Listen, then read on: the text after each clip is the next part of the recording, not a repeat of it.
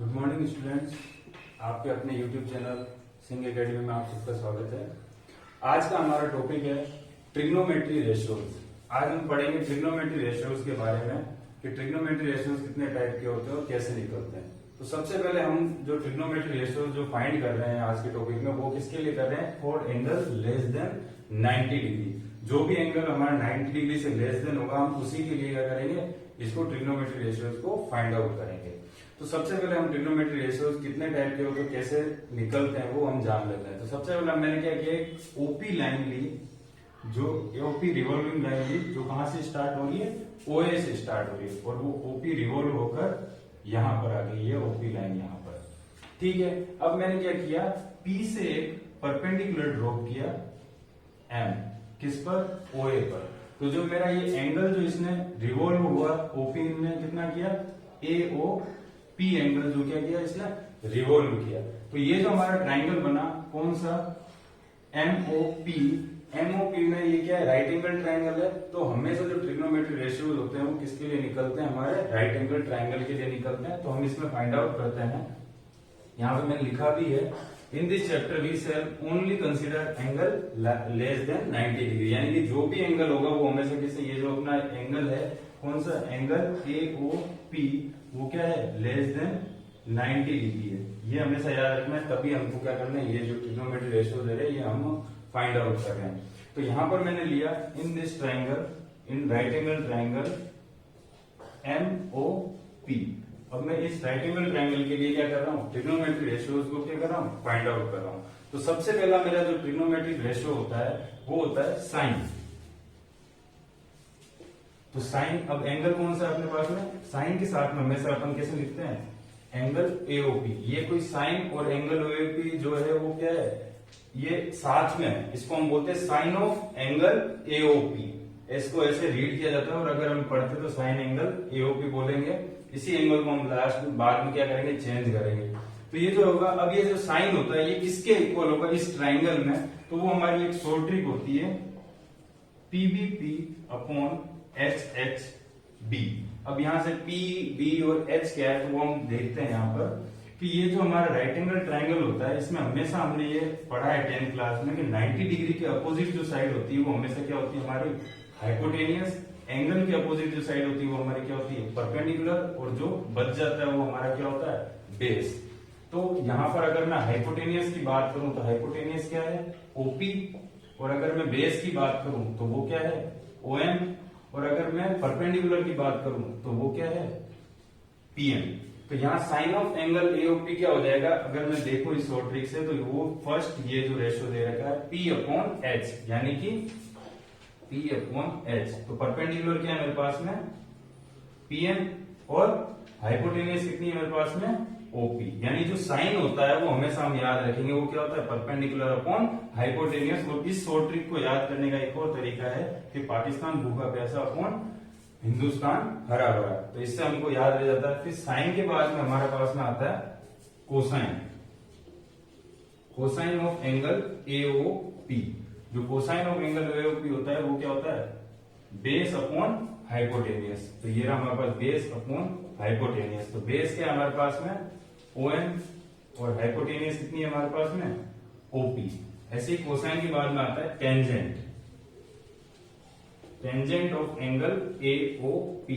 इनके फिर बाद में, ये तो पूरे नेम है, इनको फिर हम बोलते क्या है वो एंगल भी मैं यानी नेम बताऊंगा तुम्हें।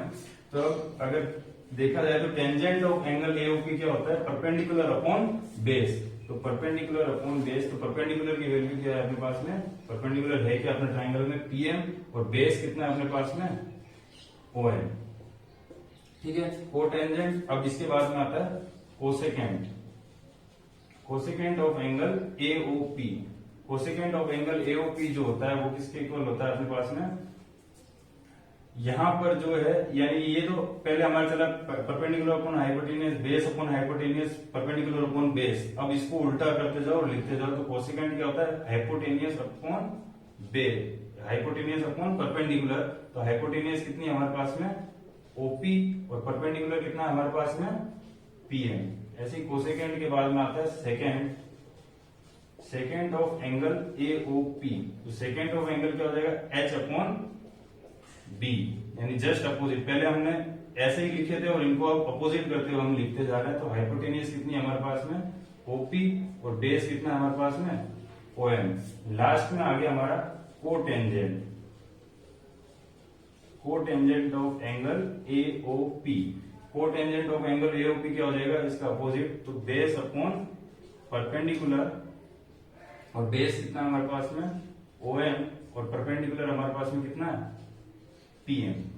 अब ये तो थे इनके फुल नेम। अब इनको शॉर्ट टाइम में कैसे बोलते हैं अपन, साइन, इसको हम बोलते हैं कोस, इसको बोलते हैं हम टेन, इसको बोलते हैं हम कोसेक, इसको बोलते हैं हम सेक, और इसको हम बोलते हैं कोट। और अभी मैंने इनके साथ में एंगल भी लिखा, ये एंगल जो हमारे के लास्ट में हम चेंज करते हैं इसको। अभी जो ये एंगल होता है ये हमेशा जो ट्राइंगल में जिसके लिए हम रेशियो लिख रहे हैं वो एंगल यहाँ पर आता है। तो अभी हमारा एंगल क्या है, एओपी, जिससे ये ओपी लाइन क्या हुई है, रिवॉल्व हुई है। तो यहाँ पर हम एक चीज देखते हैं कि जो ये साइन जो है हमारा, यहाँ ये साइन लिखा हुआ मैंने पीएम अपॉन ओपी, और यहीं पे मैं अगर कोसेक देखता हूं तो ये कितना है, ओपी अपॉन पीएम। तो जस्ट अपोजिट है, पीएम अपॉन ओपी और ओपी अपॉन पीएम। तो इसीलिए इस तरीके से हम क्या लिख सकते हैं कि जो हमारा जो साइन होता है वो क्या होता है, अपोजिट होता है किसके, कोसेक के। यानी साइन जो होता है वो किसका उल्टा होता है, कोसेक के। ऐसे ही कोसाइन जो है हमारा कोस, ओएम अपॉन ओपी, वैसे ही सेक क्या अपना, ओपी अपॉन ओएम। तो इसलिए हमारा कोस जो होता है वो भी किसका उल्टा होता है, सेक के एंगल के। और ऐसे ही लास्ट में जो हमारा बचता है टेंजेंट, टेन, यानी कि वो किसके इक्वल होता है, देखो ओपी अपॉन पीएम। तो यहां से क्या हो जाएगा, ओएम अपॉन पीएम, दोनों के अपोजिट। तो यहाँ से कोट भी क्या होता है, इसका जस्ट अपोजिट होता है। यहाँ पे मैंने एंगल नहीं लिखे हैं, चाहे तो एंगल लिख सकते हैं, एंगल एओपी, कि अपन किस एंगल के लिए लिख रहे हैं। अगर मैंने यहाँ पे मेंशन नहीं किया था, मैं इसके लिए लिखा हूँ, बस मैं इतना बता रहा हूँ कि जो साइन जो होता है वो कोसेक का उल्टा होता है, कोस जो होता है वो सेक का उल्टा होता है, और टेन जो होता है कोट का उल्टा होता है। और ऐसे ही जस्ट अपोजिट, कोसेक क्या हो जाएगा, 1 अपॉन साइन, सेक क्या हो जाएगा 1 अपॉन कोस, ऐसे ही कोट क्या हो जाएगा 1 अपॉन टेन।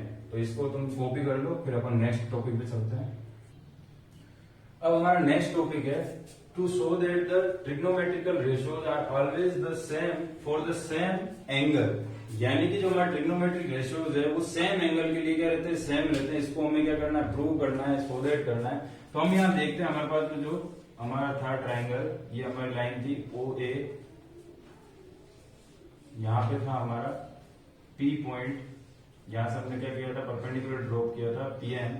अब मैंने क्या ले लिया, नया एक पॉइंट ले लिया पी डैश, और वहां से एक परपेंडिकुलर ड्रॉप कर दिया एम डैश। तो यहां पर मुझे क्या मिले, दो ट्राइंगल मिले जिनका एंगल क्या ले रहा हूं मैं, एक ही ले रहा हूं, कॉमन ले रहा हूं, एंगल एओपी, ताकि मैं ये प्रूव कर सकूं कि जो कॉमन एंगल के लिए ट्रिग्नोमेट्रिक रेशियो जो होते हैं वो क्या रहते हैं, सेम रहते हैं। यानी अगर एक ही एंगल होगा तो ट्रिग्नोमेट्रिक रेशियोज क्या रहेंगे, हमेशा सेम रहेंगे। तो मैंने, हमारे पास में दो ट्राइंगल बन गए, कौन कौन से, राइट एंगल ट्राइंगल है ये दोनों क्योंकि दोनों परपेंडिकुलर है। तो पहला right angle, in right angle triangle पहला कौन सा है, M O P, and in triangle दूसरा कौन सा हो गया, M dash O P dash. ठीक है।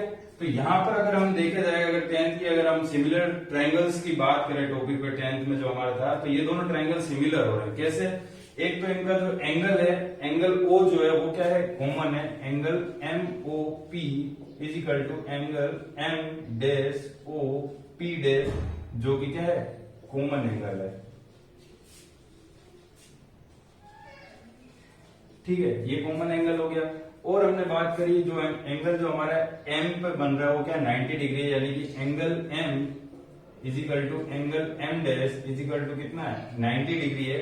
तो ये दोनों ट्राइंगल एंगल क्राइटेरिया से क्या हो गए, सिमिलर प्रूव हो गए। तो अगर मैं लिख सकता हूं triangle M O P is similar to triangle M dash O P dash. और हमने ये पढ़ा है कि अगर दो ट्राइंगल सिमिलर होते हैं तो उनके जो अगर दो ट्राइंगल सिमिलर होते हैं तो उनके जो साइड्स का रेशियो जो होता है वो क्या होता है, सेम होता है। तो हम ये लिख सकते हैं, अगर मैंने साइड ली इसकी एमपी, इस ट्राइंगल की, छोटे वाले ट्राइंगल की अगर मैं बात करूं तो एमपी साइड ली, तो बड़ा वाला जो ट्राइंगल है M dash O P dash, उसकी मैंने साइड कौन सी ले ली, करेस्पॉन्डिंग साइड्स का रेशियो क्या होता है, हमेशा सेम होता है। तो उसी प्रॉपर्टी से मैंने लगाया, करेस्पॉन्डिंग साइड ले ली एमपी और एम डैश पी डैश। ऐसे ही मैंने हाइपोटेनियस यानी कि ये जो इधर ओपी है हाइपोटेनियस वो ले लिया। अगर साइड में अगर बात करूं तो ओपी और ओपी डैश करेस्पॉन्डिंग साइड्स ले ली। इस ट्राइंगल की एमपी ले ली तो इसकी एम डैश पी डैश ले ली। ऐसे ही अगर इसकी साइड करेस्पॉन्डिंग साइड ये ली तो इस बड़े वाले ट्राइंगल की कौन सी ले ली, ओ पी डैश। इसको थोड़ा सा एडजस्ट करके लिखा मैंने एमपी अपॉन ओपी, ऐसे M dash P dash upon OP dash. यहां से हमें कुछ दिख रहा है कि अभी जब हमने बात करी थी जो हमारा साइन आया था पिछले अभी तो इससे जस्ट पहले में हमने पढ़ा था जो हमारा साइन था वो क्या था, परपेंडिकुलर अपॉन हाइपोटेनियस। तो परपेंडिकुलर क्या है हमारे पास में पीएम है और हाइपोटेनियस हमारे पास कितनी है, ओपी है। ठीक है, तो ये जो एंगल है कौन सा, एओपी के लिए। तो ट्राइंगल कौन सा था, एमओपी। अब जो हमारा जो ट्राइंगल बन रहा है वो कौन सा, M dash O P dash बन रहा है। अब जो हमारा ट्राइंगल बन रहा है वो कैसे बन रहा है, M dash O P dash. तो अगर मैं इसमें ट्रिग्नोमेट्री रेशियो साइन की बात करूं तो ये 90 डिग्री है, तो इसमें क्या हो जाएगा, परपेंडिकुलर अपॉन हाइपोटेनियस। तो ये 90 के अपोजिट हाइपोटेनियस, ये परपेंडिकुलर और ये बेस। दोनों ट्राइंगल अलग अलग है, ये एम ओ पी है और ये M dash O P dash है। तो साइन क्या हो गया, पी अपॉन एच। तो पी कितना है हमारे पास में, perpendicular P dash M dash upon base, sorry hypotenuse कितना है हमारे पास में, ओपी डैश।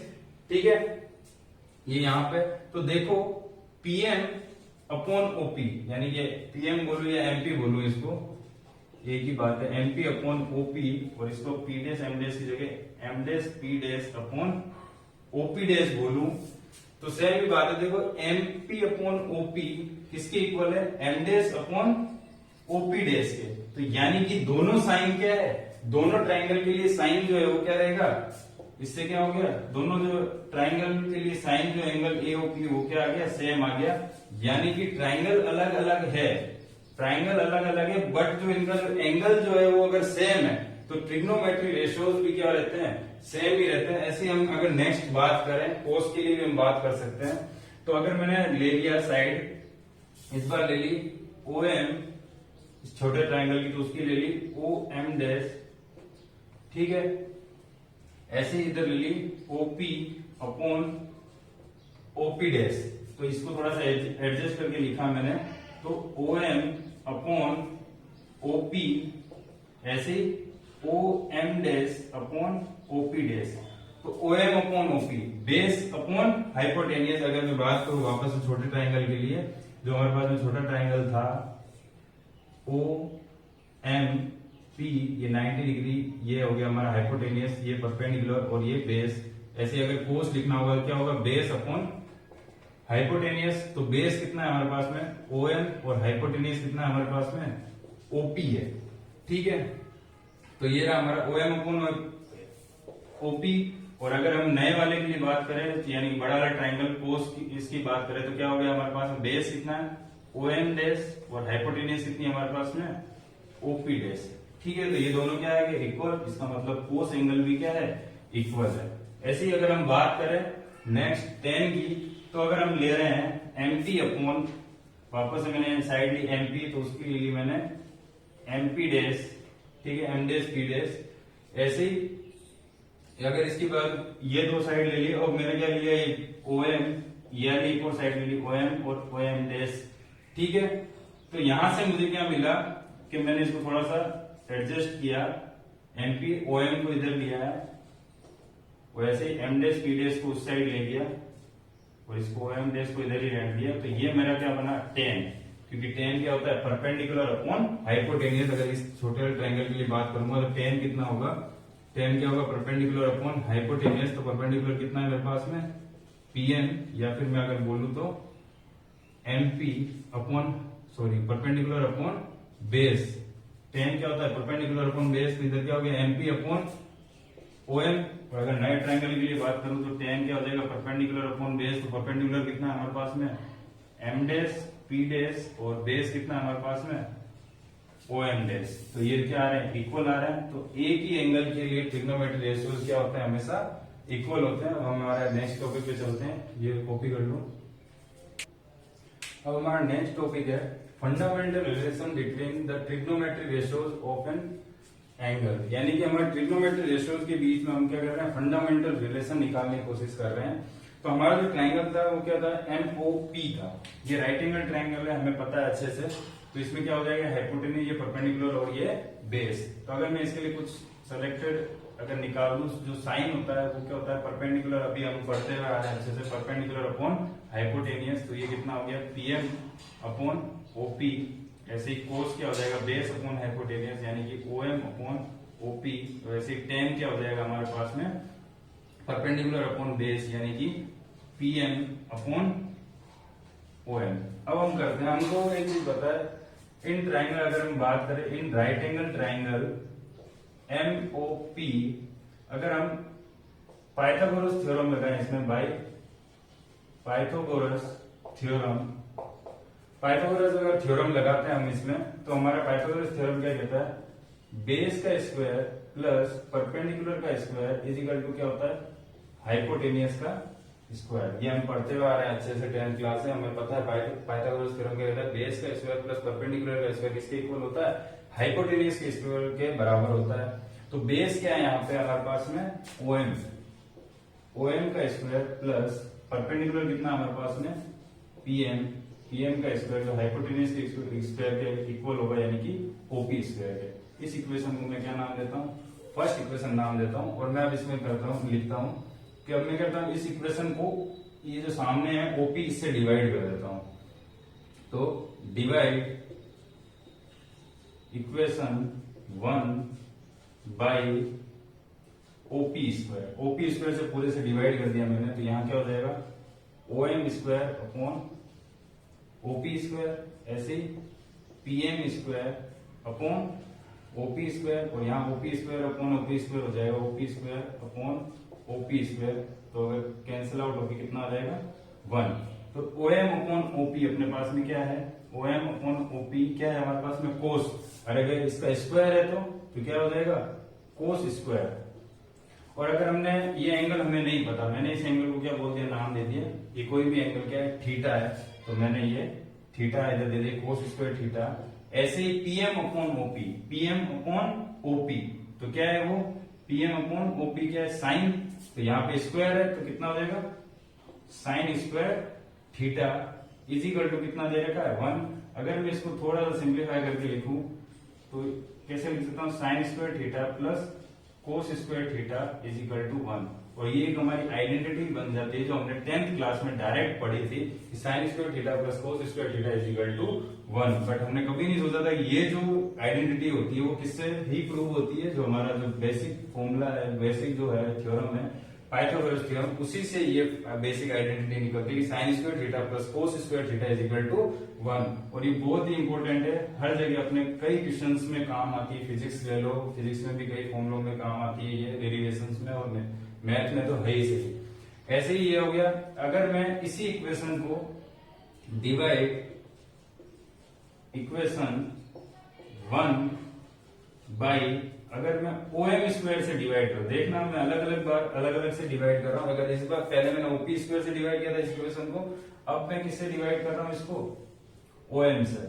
ठीक है, तो OM से डिवाइड करते ये क्या हो जाएगा, OM square upon OM square, ऐसे ही plus PM square upon OM square, ऐसे ही OP square upon OM square. ठीक है, तो ये कैंसिल आउट हो गया, कितना हो गया, 1 plus PM upon OM, PM upon OM के अपने पास में 10, और अगर इसका स्क्वायर है तो कितना हो जाएगा, 10 स्क्वायर, और एंगल हमने क्या लिया है, theta is equal to OP upon OM। तो देखो OM अपॉन OP तो क्या हो गया, कोस। तो कोस का जस्ट उल्टा क्या होता है, सेक। वो क्या होता है, OP अपॉन OM, यानी कि इसका जस्ट अपोजिट। तो OP अपॉन OM क्या हो जाएगा, सेक, और इसका स्क्वायर है तो कितना हो जाएगा, सेक स्क्वायर थीटा। तो ये नेक्स्ट आइडेंटिटी जो हमने पढ़ी थी 10th क्लास में, 1 plus tan square theta is equal to क्या होता है, सेक स्क्वायर थीटा। ऐसे ही एक लास्ट आइडेंटिटी थी हमारे पास में, कौन सी, अगर मैं इसी इक्वेशन को किससे डिवाइड कर देता हूं, पहले मैंने OP से किया, OM से किया, अब किससे कर रहा हूं, PM से कर रहा हूं। तो divide equation first by PM square. PM square से अगर मैं डिवाइड करता हूं इस इक्वेशन को, तो क्या हो जाएगा, OM square upon PM square plus PM square upon PM square is equal to OP square upon PM square. ठीक है, तो यहां से पीएम स्क्वायर कर दिया और ओएम अपॉन पीएम,